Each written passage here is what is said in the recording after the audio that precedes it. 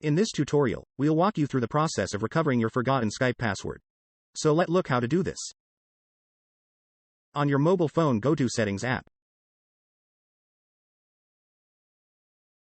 Scroll down and click on Google. Then tab on Manage Google Account. Navigate to Security tab. Scroll down and you will get Password Manager. It is secure vault for your passwords.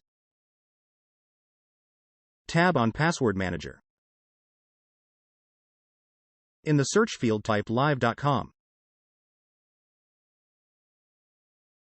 Then tab on live.com from the list.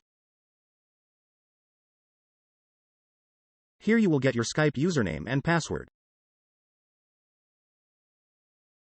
Click on I icon to view the password.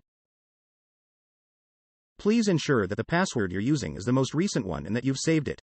If you've updated your Skype password on your computer but haven't logged in again on Skype Mobile, your mobile device may still be using the old password, and with that password you will not be able to log in. This much for today. If you like this video, please like, share and subscribe to the channel. Also click on bell icon to never miss any update.